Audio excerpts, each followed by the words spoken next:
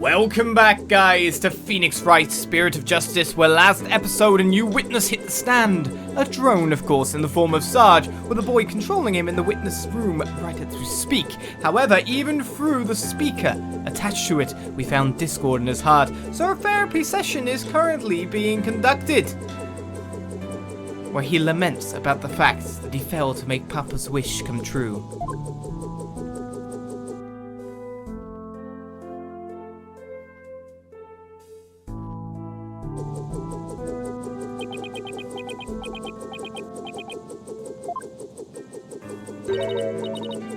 Sarge? If you want to make your father's wish come true, if that's what you really want, then who's to say it's too late? Why don't you take the first step now?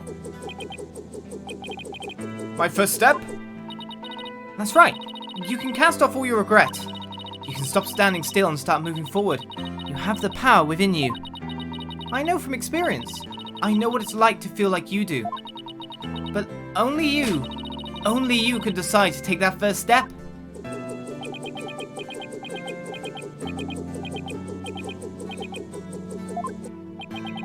If you don't change your tactics now, Sarge, the victory you seek in the war you're waging will always lie beyond your grasp.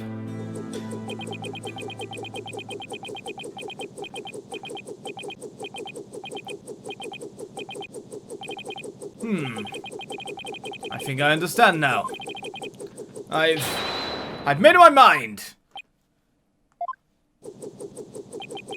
As of this moment, I will suspend my siege defense indefinitely.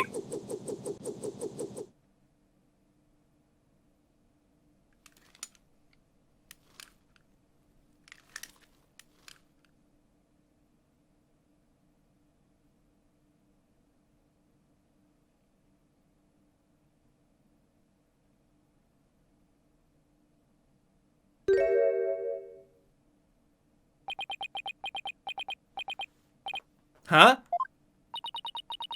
Sergeant Buff, reporting for duty. What? I thought you were a guy. You're definitely not the gruff drill sergeant I envisioned. And no voice synthesizer anymore. Well, my mama was in the Russian army, was she? I was just as shocked, but it certainly explained a few things when I found out too. May I introduce you to Miss Army Buff? Army Buff. Age 12. We got an archaeology buff and an army buff. No way! Careful, soldier. Don't forget I could blow you away at a moment's notice. She's just too cute. So, have you always been in a wheelchair, Sarge? I'm still calling her Sarge. Negative. Only since I was injured. In the fire. Your voice sounds awfully different from before. Haha, I got it right!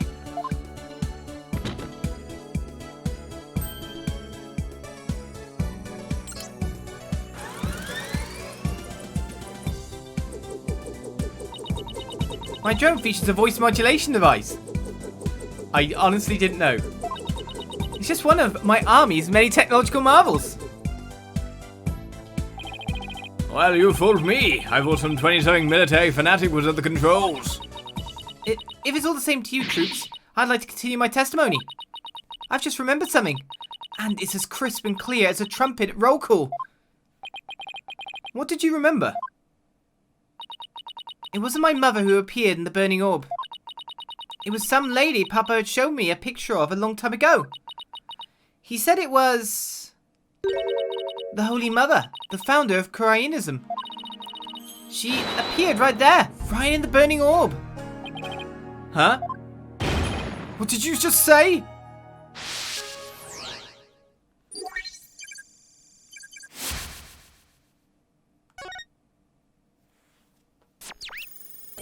And the noise drops to 0. No more therapy needed. The Holy Mother of Khura'ism was in the burning orb. What does that even mean? I have a bad feeling about this. Could it be? Could this explain what Sarge means by the Holy Mother appearing in the burning orb? Research notes maybe? Okay. Yes. Offer light prayers as fervent as fire, only then shall the Holy Mother return. Do you have to actually put the orb within fire to see an image of the Holy Mother appearing? Take that! So fire was present. Dr. Buff's research notes. What do they have to do with this? Look at this. The burning orb, the appearance of the founder. This part points to both. I've got to actually... Oh, we're right on it anyway. Take that!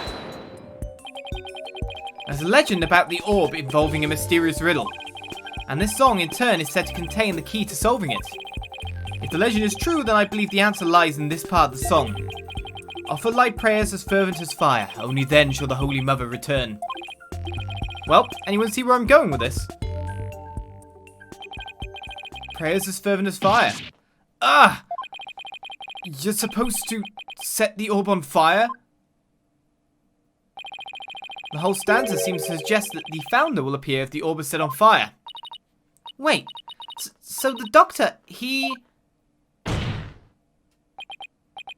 Yes, Athena. He has solved the ancient riddle of the founder's orb. Oh my!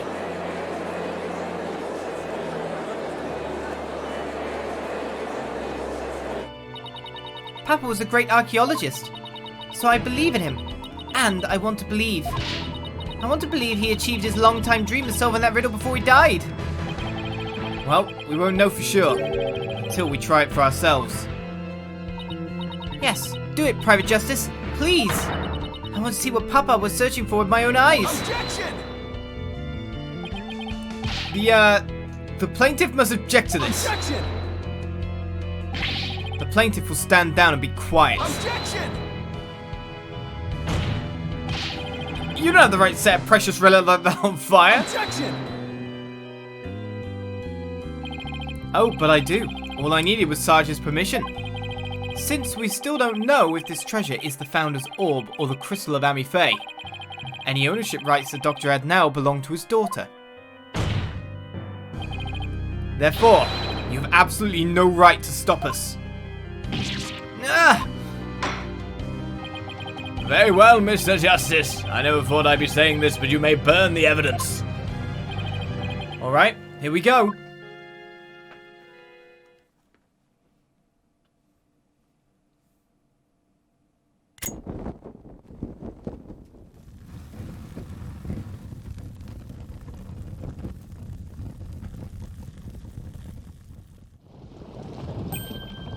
Look! Apollo, the inside of the orb, it's melting! There's something in there.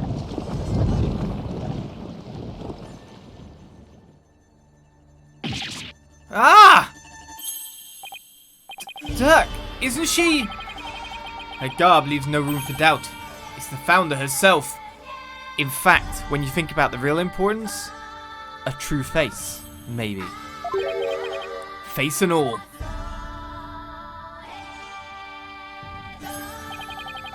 I don't understand. The greatest of taboos in Khura'ism is the depiction of the Founder's face. Yet here it is, hidden within this orb. The Founder's orb has been updated in the core record. Heating the Founder's orb revealed the statue within.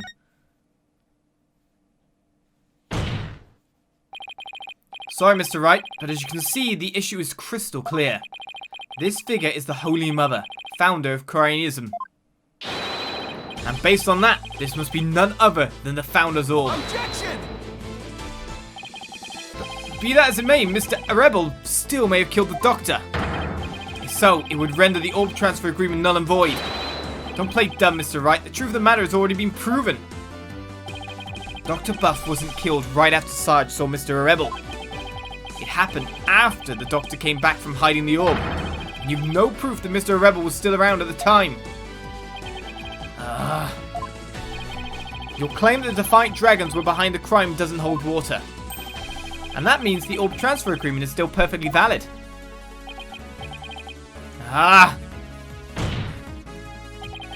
Admit it, Mr. Wright. I just burn your whole case to the ground.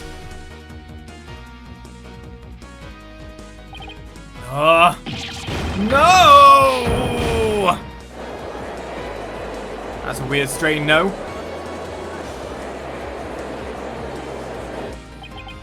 I won? I actually won! Mr. Wright, would you care to respond? Respond? I didn't think so. Wait, did we just win? Did we actually beat the Turnabout Terror? You're amazing, Apollo. Don't just stand there, Wright. Do something. Well, I don't think there's any digging out of this hole. Mr. Attition Wimperson, I think it's time for your concession speech. I've proven beyond a shadow of a doubt that this is the Founder's Orb. The facts don't lie, but you obviously do. How's that for a campaign slogan? Why, you contemptuous peasant? I think this is a good time to wrap up this trial. If both parties have no further objections, I will render my verdict. No objections here, Your Honor. No,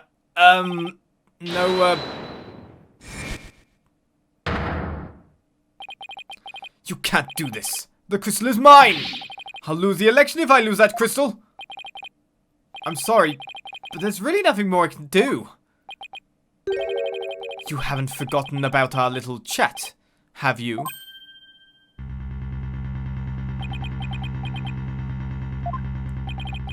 What's going on here? Yes, what is going on here? Did you have a hostage? Objection! Your Honor, I object to the defense's last claim.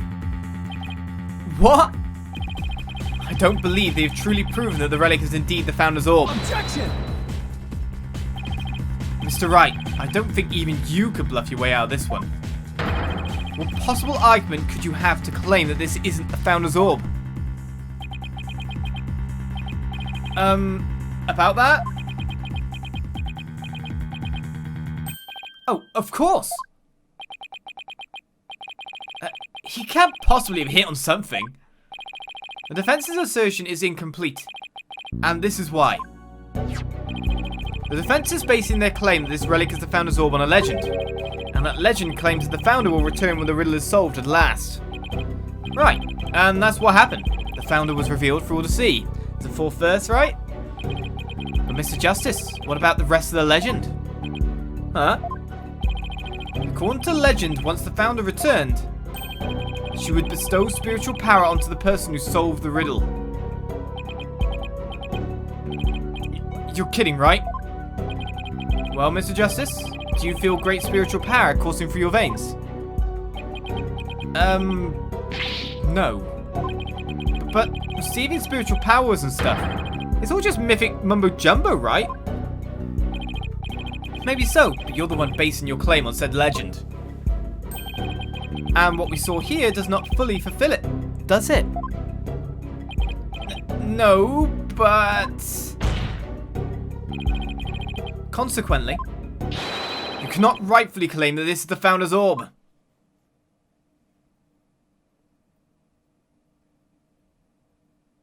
Really?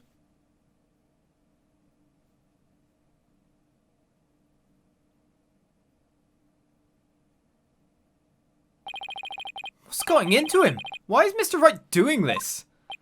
It would appear that Mr. Wright has lost a few of his marbles. That couldn't be further from the truth, Your Honor. In any case, I believe this is a good time for a recess. Both sides will have 20 minutes to prepare. I ask that all arguments be ready by then. Oh, and Mr. Wright, you do well to wash up and find your missing marbles by then, too.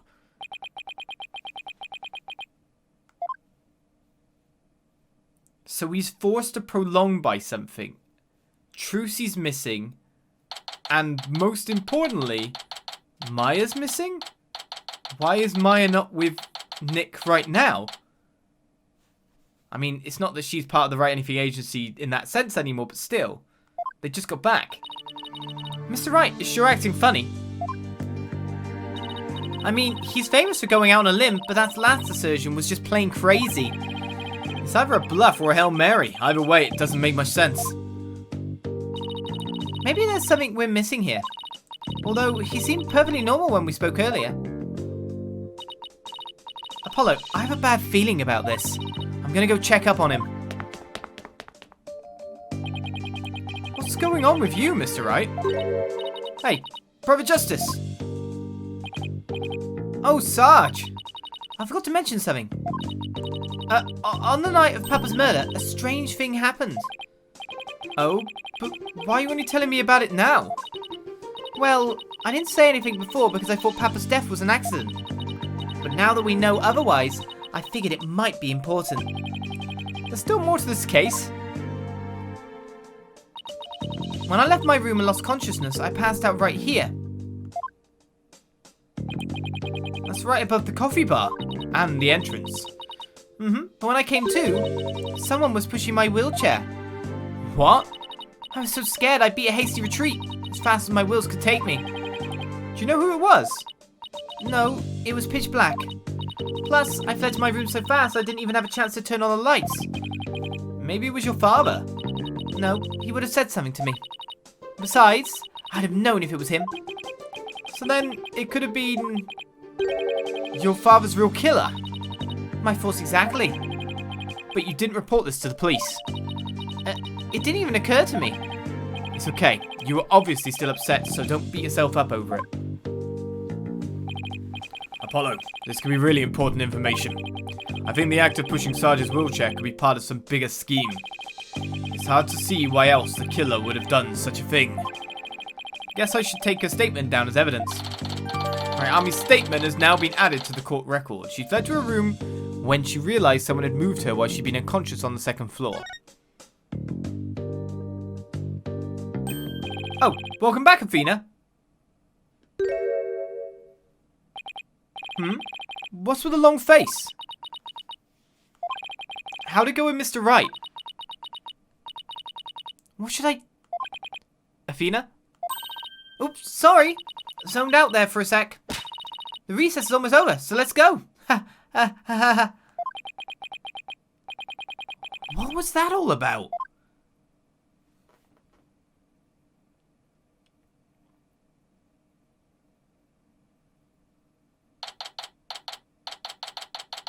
So we return to the courtroom, with Athena having found something out, but not sharing it with Apollo. Why?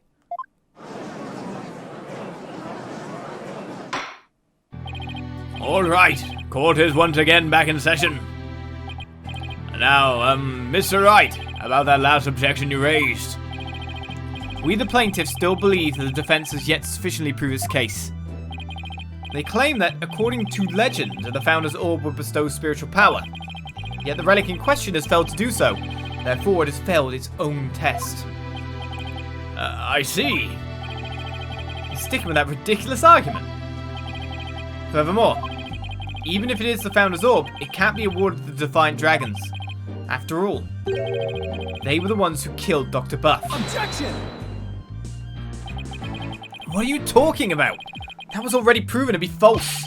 There are no grounds for asserting that Defiant Dragons murdered the Doctor.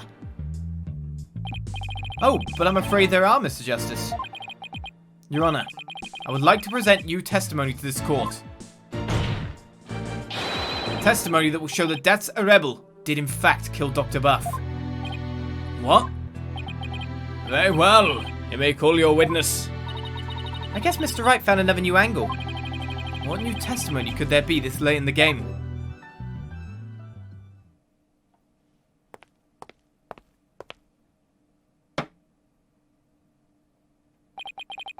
Fellow citizens, it is I, politician, the once and future representative of the people.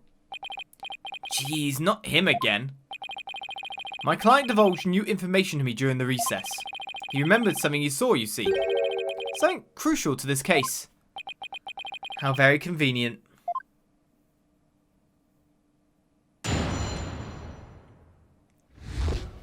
More testimony once again.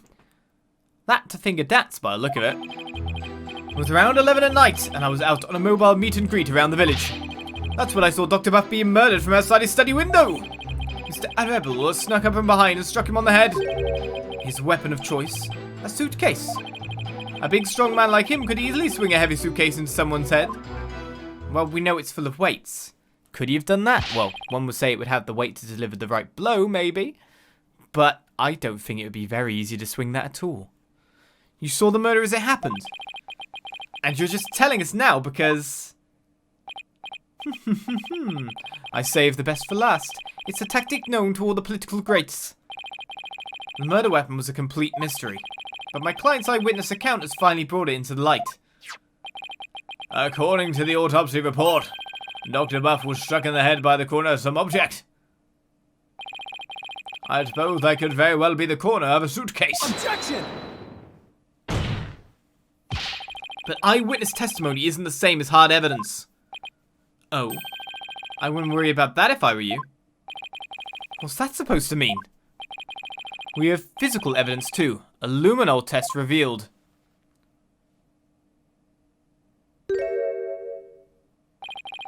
The doctor's blood on Mr. Rebel's suitcase. Really? But how does that prove Mr. Rebel used it as a weapon? Objection! You should know the answer to that, Mr. Justice. Since you know as well as I that the suitcase is covered in his fingerprints. Ah! I forgot we dusted it right in front of Emma.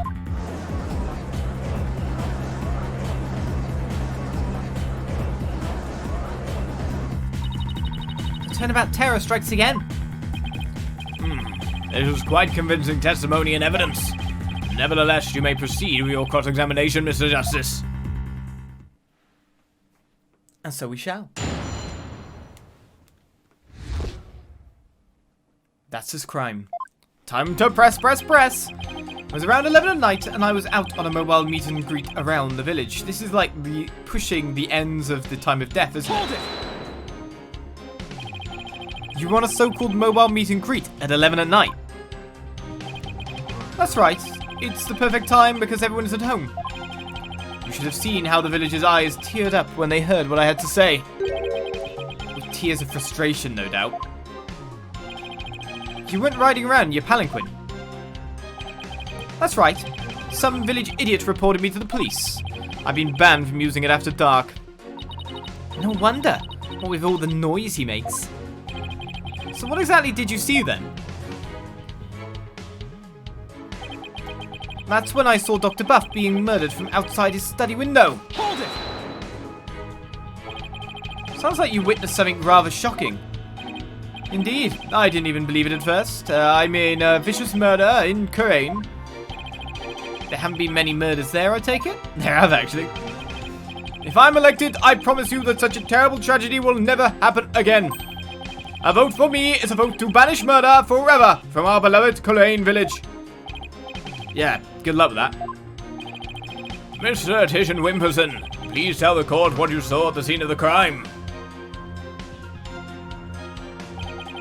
Mr. Rebel snuck up from behind and struck him on the head. Hold it! He snuck up from behind? So you're saying the doctor never even realized Mr. Rebel was there? That's right. He was utterly absorbed in a book. I see. What did you see Mr. Rebel do next? He climbed up the bookshelf ladder and dumped a bunch of books down on the body. I believe he was trying to make it look like an accident. But that idiot didn't realize I could see everything from outside the window.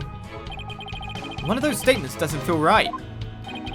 Your Honor, I believe the witness made an important statement just now about how the crime was clearly visible. We're not... That's just an idiot. We're not debating that either.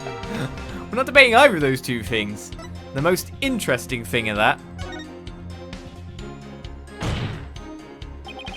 The doctor was reading a book at the time of the murder. That's vital testimony. Very well. The witness will please add that statement to his testimony. I think it's time to present, maybe. The doctor was standing in front of the bookshelves, absorbed in a book. Well, that's kind of hard to do without finally get to present it. Oh, come on. He couldn't read anything about these. His glasses were on the desk, man. The doctor was standing in front of the bookshelves, absorbed in a book, you say? I'm sorry, but it seems your testimony is completely unreliable. That's quite a bold statement. Well, let's hear you back it up. I challenge you to prove that I'm anything but 100% reliable.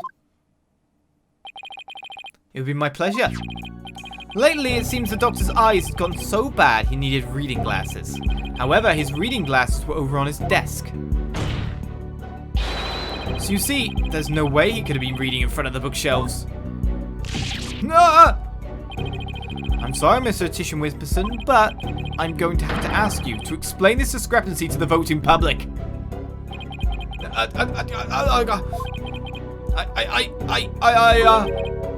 You what? I'll explain it, you lowly cur. I simply made a mistake, you see. The doctor was actually sitting at his desk when Mr. Rebel hit him over the head. But then the doctor would have been facing him. Surely he would have seen him and tried to run. Dr. Buff was nodding off. I could tell because his eyes were closed and he wasn't moving. Yes, but there's a bookshelf blocking your view, man. Sounds more like what you would do. Damn, what you would do. And how would you explain the fact that he was struck in the back of the head? Isn't that something that should be impossible from the front of the desk? About that, he bowed his head when he nodded off. That's when he was clobbered. So that's what you saw. Well, Mr. Justice, that sounds like a perfectly reasonable explanation to me. And do you have a problem with the proposal that the doctor was struck while nodding off? Oh, I have a big problem. There is a problem. A very big problem. The witness's statement doesn't hold up under the slightest bit of scrutiny. Is that so? Then will you please show this court what evidence you have to justify this? Gladly, Your Honor. This shows the problem with the witness's claim that he saw the doctor nodding off. Okay, it's not going to be the study photo because that shows the body and nothing else, so we need something that shows the partition, the bookshelf labeled blocking the view.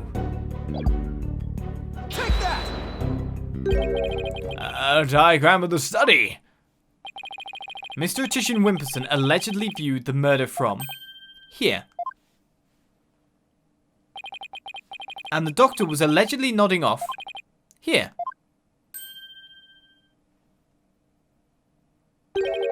But from his vantage point, the bookcase would have blocked the witness's line of sight. Why, yes, I believe you're right. But, ah! Objection! The fact remains, my client knew that the suitcase was the murder weapon. So he definitely has first-hand knowledge of the crime scene. Thank you for an incriminating statement, sir. I'm afraid I have to agree with you there, Mr. Wright. But then we have to ask ourselves, from what vantage point did he see the murder? What are you insinuating, Mr. Justice? From what vantage point could Mr. Titian Wimperson have seen the dozing doctor? Once we determine that, I believe we'll finally see the truth behind this incident. The witness saw the murder from right here.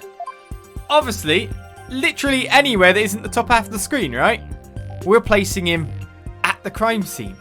Because we have Take that! our guilty party, right? You've got to be kidding. But that's... It is indeed. But everything only makes sense if the witness was there in the study. Inside the study? That's the scene of the crime. I know. Mr. Titian Wimperson, the man who claims to be a witness to the murder, was most certainly in that very room. Apollo, are you suggesting... Mr. Titian Wimperson, weren't you the one who actually swung that suitcase? Objection! What you're proposing is ludicrous. My client is a small, thin man, whereas Mr. Rebel has the musculature to pull it off. He has a point. I gave up trying to lift that thing after one go. That's right. He's the only one who could have lifted such a heavy object. Now, do you understand? The rebel that's a rebel is the doctor's killer. As long as the suitcase is the murder weapon, the suspicion falls entirely on Dats. You'll have to poke a hole in Mr. Wright's arguments somehow, Apollo. Oh, I will. With his own technique, no less. If Mr. Titian Wimperson could swing the suitcase around, we'll just have to consider another way he could have used it as a murder weapon instead. I'm gonna turn this case on its head, Mr. Wright, just like you taught me. You talk big, Mr. Justice, but do you have what it takes? Well, this should be interesting. Mr. Titian Wimperson's testimony has been filled with one inaccuracy after another. First, he stated that Dr. Buff was in front of the bookshelves. Now he claims the doctor was sitting at his desk. So where was the victim really when he was killed? Well, this is the big question. As you know, we seek out for yet another episode. Well, if you couldn't, hit him with it, maybe you could do something else that didn't require you to heft it up. That is the question. Where is this going? Will it go along those lines? We'll find out next episode on Phoenix Wright, Spirit of Justice. See you then. Bye-bye.